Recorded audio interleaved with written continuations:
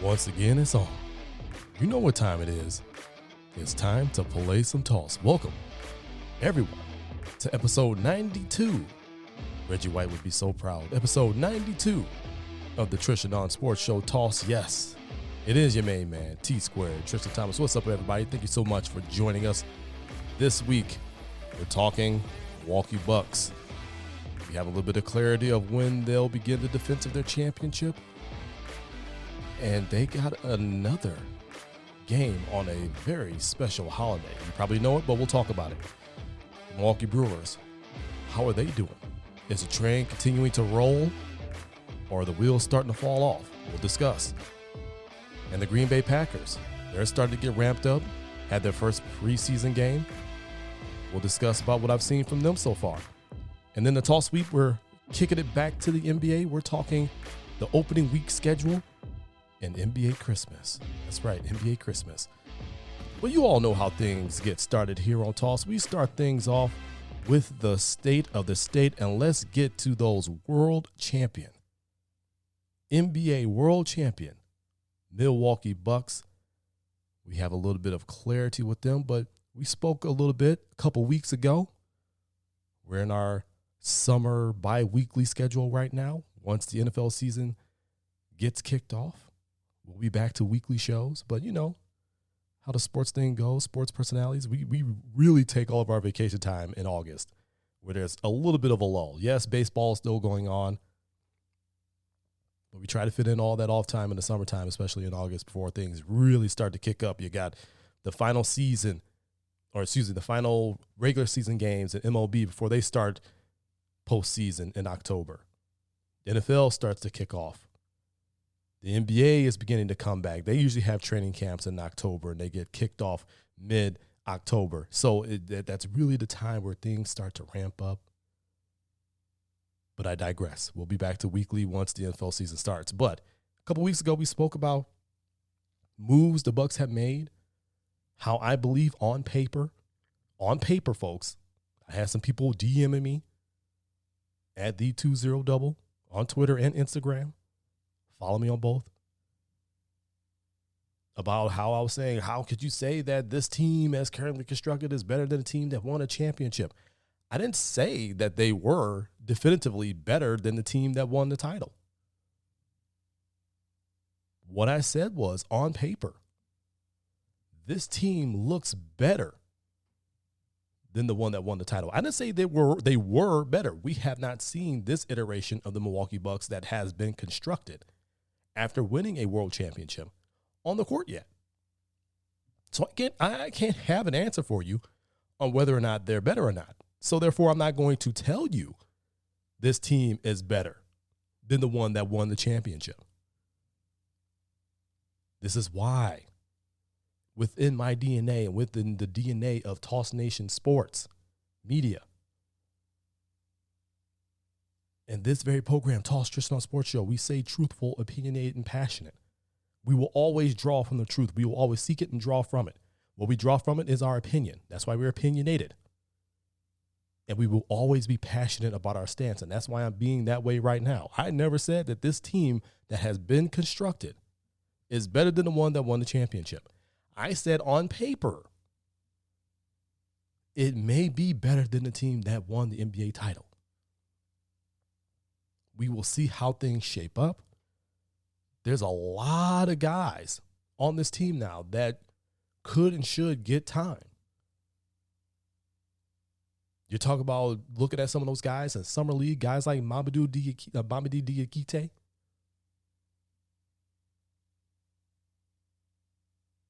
You talk about Jordan Nwora. You talk about the rookies that they just drafted. I mean, there's a lot of intriguing players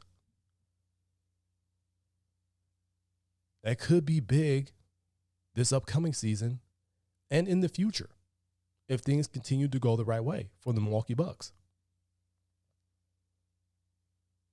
You talk about going and bringing back a guy in George Hill.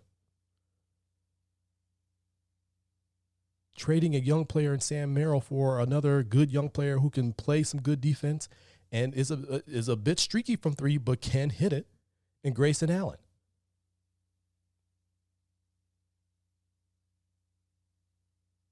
bringing back Bobby Portis.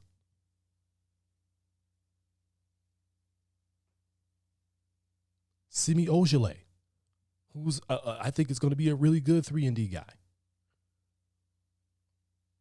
How will Bud use them? What has he learned from this experience of changing up the style and making adjustments and changing his philosophies in order to go and win a championship? Will that continue to evolve?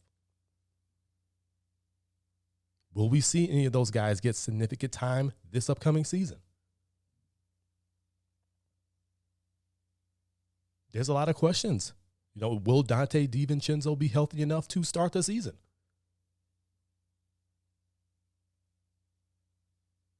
Because that's a big question. So there's a lot of questions with this team as currently constructed that we don't yet have answers for. It's still the offseason. They're not playing right now. Giannis is over in Greece with his family. Or was. Hit up the State Fair. You could have waited for a brother. I went to the State Fair too, and everybody stay safe.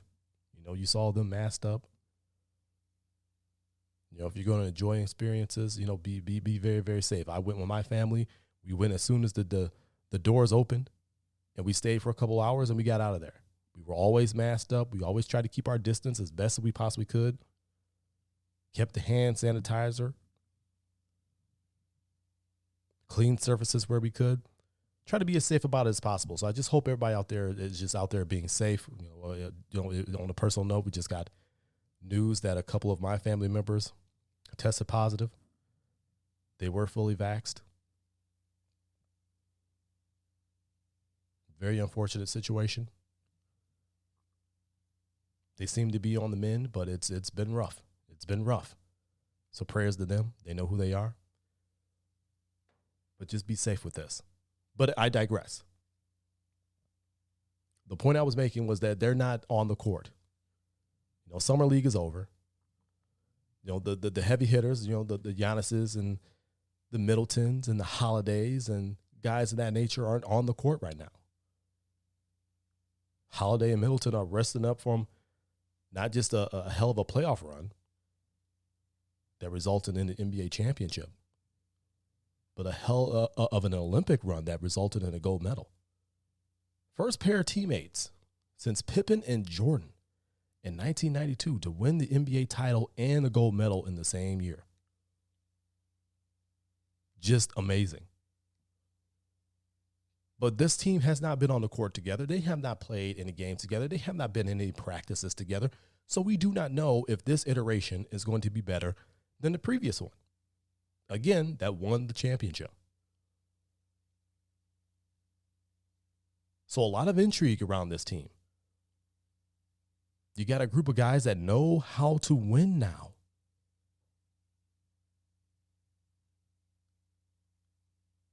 They know what it takes to win. And they got that taste of a first championship. They want another. They want another.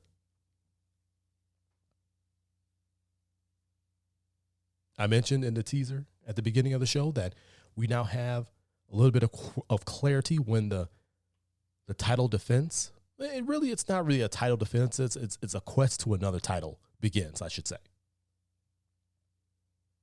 October 19th, at home, Fiserv, ring night, banner night. Bucks will get their championship rings. They'll raise the NBA championship banner to the rafters, and they'll do so right in front of the team they dispatched in 7 games in the Eastern Conference semifinals, the Brooklyn Nets, who you think will be fully healthy. And, I had a lot of people pointing out, hey, the Bucks are going to be Giannis is going to be getting his ring right in front of James Harden. And they just could not just stop laughing at the irony and the hilarity of it. Somebody who's been so outspoken and negative against the skills that Giannis brings to the table. He doesn't even believe that it is skills. And now he has to sit here and watch him get his ring and see the city celebrate, one final time that championship. Raise that banner to the rafters. A little bit of a delicious piece of irony. You talk about that guy not having any skills, and what has your skills brought you? Nothing. But heartbreak and early exits. But I digress. And I don't hate James Harden. I like James Harden. I really do. I think he's a very dynamic player. Some people like him. Some people can't stand him. I like him. I just don't like how negative he is against another player. And he thinks that guy who has won 2 MVPs in this league and is now an NBA champion, something he is not, brings no skills to the table. All he does is run and jump. It's ridiculous.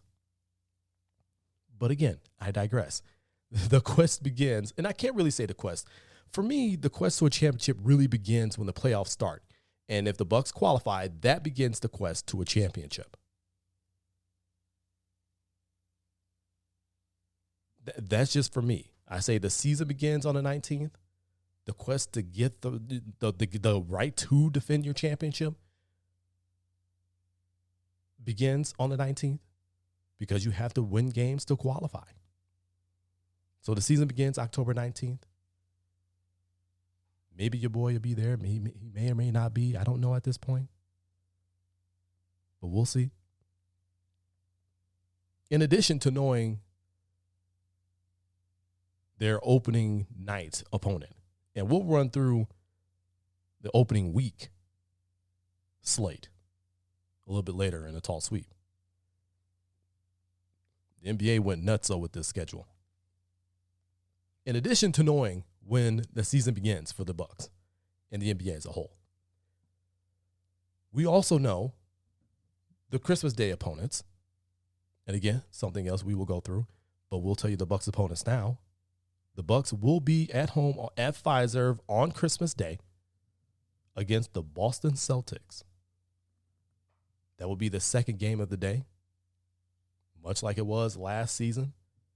Bucks at home at Fiserv. They were not allowing any fans into the building at that time, so it was really a lot of heartbreak for everyone. The first time the Bucks have been at home on Christmas and forever, playing on Christmas Day, and nobody could go and see them and watch them play, and they absolutely destroyed the Warriors. Well, different story. You'll have a packed building.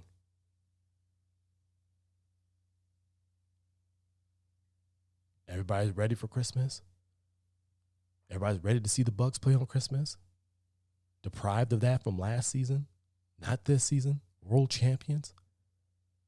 Going up against what was a playoff rival in the Celtics.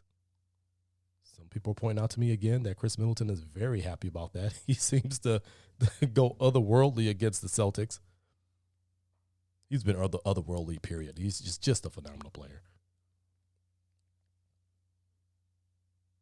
The thing that makes it special for Wisconsin sports fans and fans of these two teams in general is the fact that the Bucks play at home on Christmas Day. The Packers also play on Christmas Day. They'll be facing the Browns. I said this on the Toss Facebook page. That's facebook.com/TON Sports Show. That's TON Sports Show. This is the first time in my entire life I can recall the Bucks and the Packers being at home playing on Christmas Day. That just does not happen, folks. That just does not happen. That is going to be a really amazing day for Wisconsin sports fans and fans of the Bucks, fans of the Packers. And your boy's got a decision to make. Do I go to Lambeau to see that action up close? Or do I head down to Fiserv to really experience that? I don't know. I don't know at that point. If you got any suggestions, again, get at me at the20double on Twitter. I just don't know what I should do. Packers or Bucks? Need to make a decision soon. But I am excited to see this iteration of the Milwaukee Bucks. Again, we still have a little bit of a wait. October 19th is opening night. Again, they'll be facing the Nets. Ring night, banner night for the Bucks. Celebrate that championship one more time before you put it behind you. and get back to the business at hand, which is trying to qualify for the playoffs, which means you need to win again, and win some more. Continuing here on Toss State of the State, let's talk Milwaukee Brewers baseball. Still in first place coming into tonight's action, 73-47, an 8.5 game lead over the Cincinnati Reds. Still playing phenomenal baseball. Still playing phenomenal baseball. It just seems as if Willy Adames came on and this team took off. He is a true MVP candidate. And I've seen in someone's rankings, and forgive me because the name slips my mind, but in someone's rankings, they had him down around 4th in MVP voting. It's like, okay, all right, sure, fair. That's fair. But I think he should be at least top 3. The complete 180 the Brewers did when he was traded for and brought onto this team, the energy that he brings, the play that he's been having, he's displayed, the things he's been doing at the plate, things he's been doing in the field. He's really been one of the big main points of why they've lifted off. And I don't want to quite say they're running away with the division, but it's 8.5 games, and you're getting close to the final month of the regular season. It's starting to get close for other teams running out of time.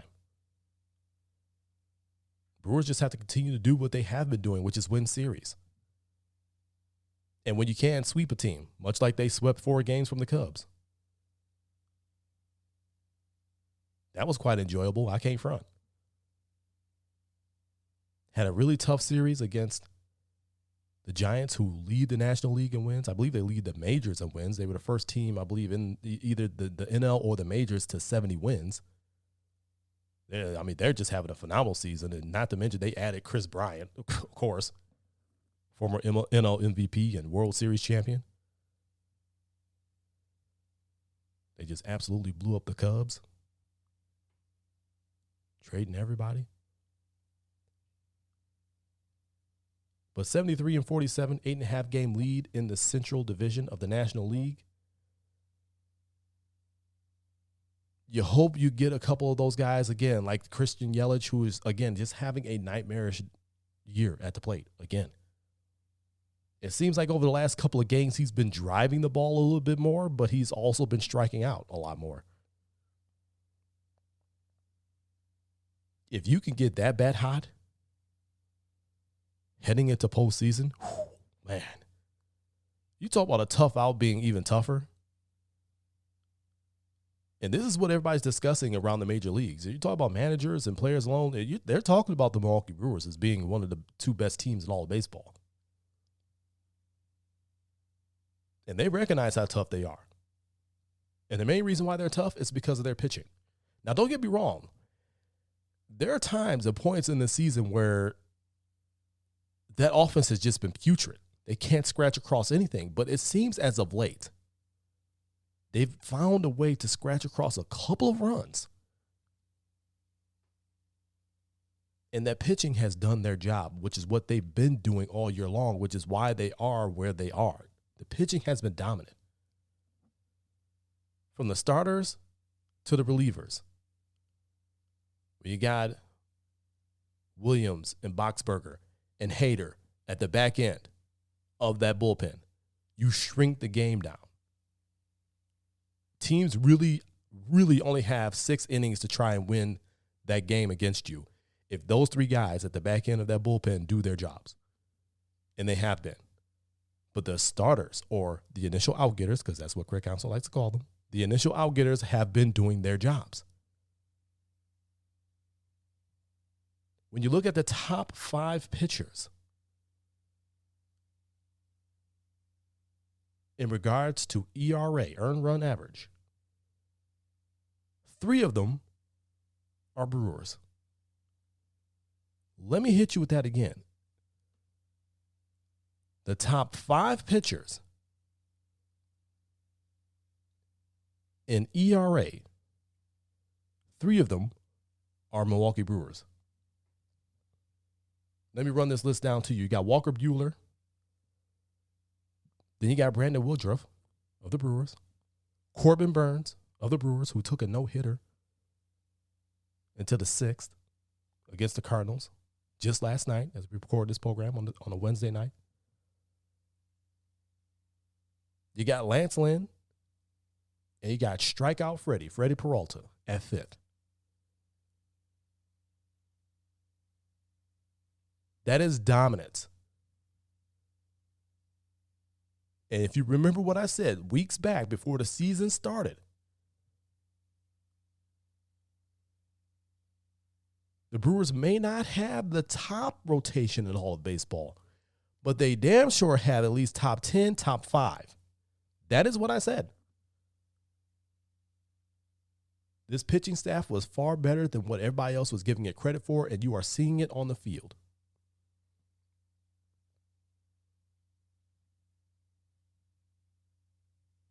They are a huge reason as to why the Brewers are where they are. And I said it before.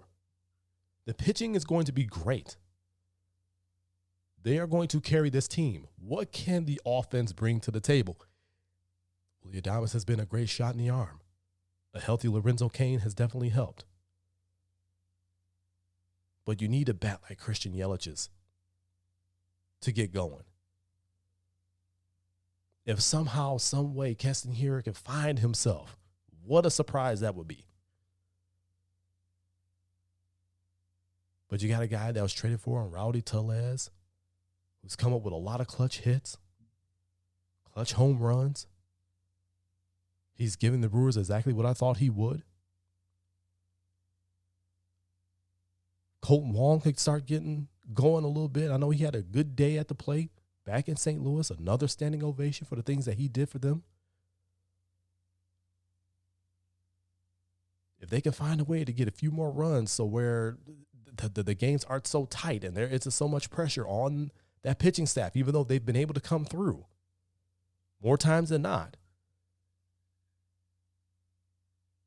you may be looking at the toughest out in all of the National League, and that's including the Giants. This team is really good, y'all. It's really good. If you haven't noticed, you need to take notice. Brewers are no joke. Continuing here on State of the State on Toss, let's finish up with the Green Bay Packers. The Green Bay Packers played their first preseason game. Isn't it nice to talk about preseason and not all the drama with communication between Rodgers and the front office? It's wonderful. They played their first preseason game this past Saturday against the Houston Texans. It did not go the way that they thought it would. They ended up losing 26-7, but it's preseason. We don't worry about wins and losses. We worry about if you're getting better. What have we seen? What have you seen enough of? Well, I'll tell you one thing.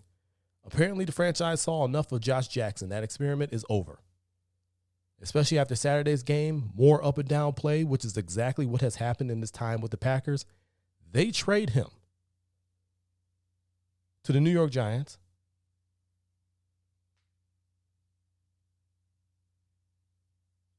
for Isaac Yiadom, who is a potential depth piece in a position that you definitely need depth.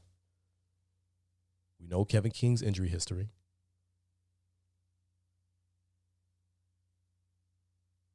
They'd seen enough, and especially after his play, Saturday's preseason game, you just maybe he needed to change the scenery, and he gets that.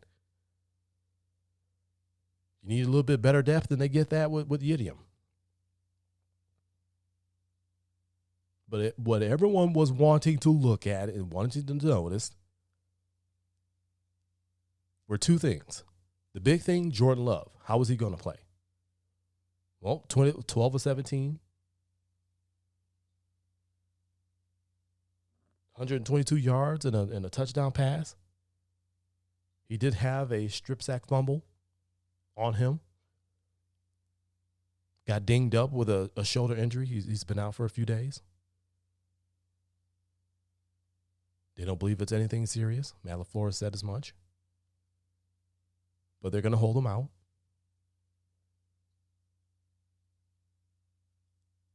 the important thing to remember, again, with preseason is you can't overreact.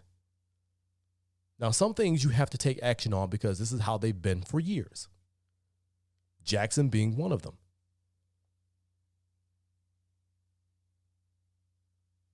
But with Jordan Love, this is really his first time seeing any real extended action on the field. And he made some really good throws, and at other times he held the ball too long.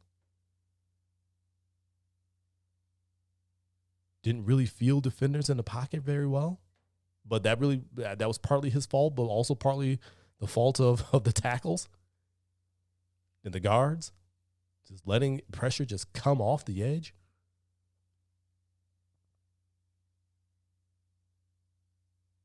For me, he was pretty up and down. He made some impressive throws, but he also made some rookie mistakes. Even though he's a second-year player, he's made some rookie mistakes by trying to fit balls into the guys in triple coverage. I mean, it takes guts to try and pull that off, but at the same time, you can't do that because, well, in game action, you're going to pay for that. You're going to get a guy hurt, or you're going to make a turnover. It's going to cost your team a game. But they come to be expected with preseason. You're working on things. Again, this is his first extended action on the field against NFL players. In a game-like setting. I say game-like because it's preseason, so nobody's really running their real stuff.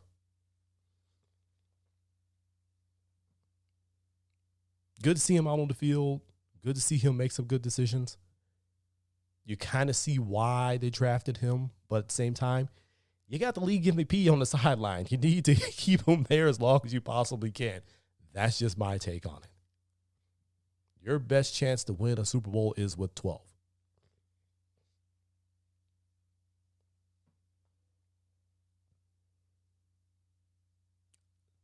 The other thing that people wanted to see, Joe Barry, defensive coordinator, can't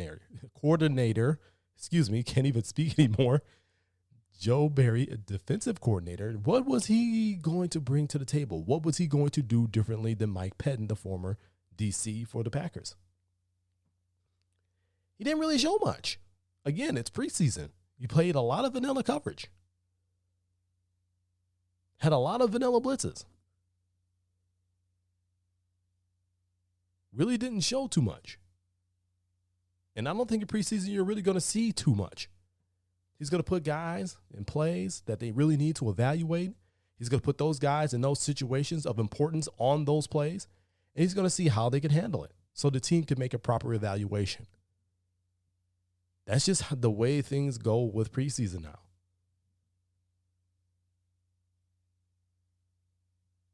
It's shorter. You don't have as many practices. You have less evaluation time. You need to see how they fit in with the scheme and how they deal with things in pressure situations. The only way you can do that is baptism by fire. Put them in game action, put them in those situations, and see what they do. All in all, the jury's still out on this Packers team, right? We know they're loaded with talent. They've been to the NFC Championship game the last 2 seasons. This is really still a championship contending team, not just a playoff contending team. This is still a championship contending team, a top 10 defense,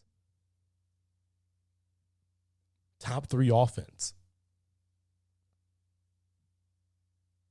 This is a really good team that is still trying to put pieces together to see what they're going to be this season.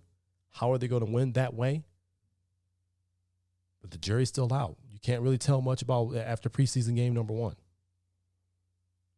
But that's what the journey of training camp and the preseason is. Who's going to be on the team? Who's going to make it? Who's going to be those impact players that emerge in positions of need? Linebacker being one of them.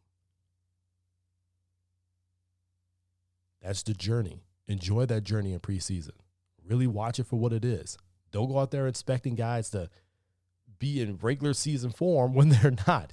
Don't go out there and expecting a regular season product when this is not the regular season. That's not what you're going to get.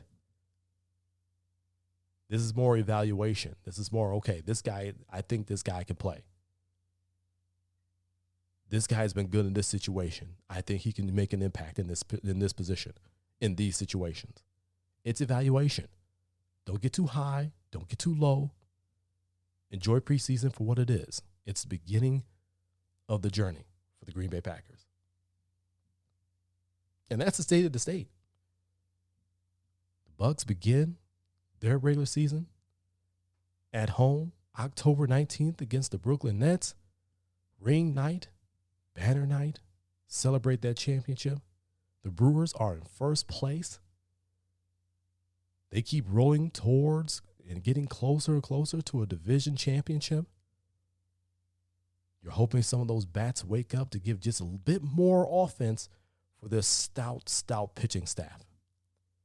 And the Packers, yes, they lost their first preseason game to Houston 26-7, but that's not what it's about. It's about evaluation. It's about getting better. And the Packers are on the road to doing that. It's time for us to run the tall sweep.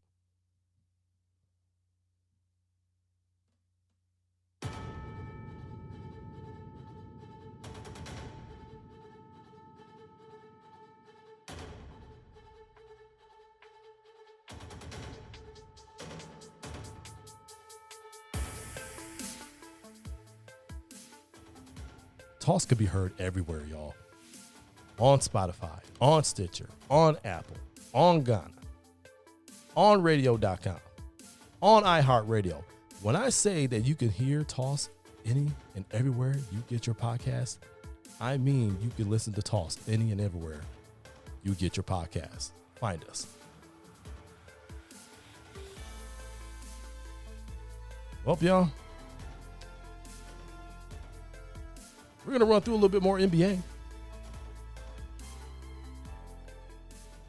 because there's a lot to talk about. The NBA putting out bits and pieces of their schedule. Again, they have the Bucks playing opening night. Again, ring night, banner night at home, October 19th. Looking forward to that. Celebrate their championship one more time. But the opening week schedule, as far as television goes, is bananas. It's bananas. Take a look at these slate of games here. Okay, so you got Nets and Bucks. We discussed that. Following that game, you have Warriors, Lakers. You're talking a fully healthy Warrior squad against a fully healthy Lakers squad with a Russell Westbrook now and a Carmelo Anthony now. Klay Thompson coming back for the Warriors. Steph being completely healthy. Draymond being healthy. Those are two real banana games going on opening night. Wednesday, October 20th. Celtics, Knicks. Longtime rivals there. Should be a good one.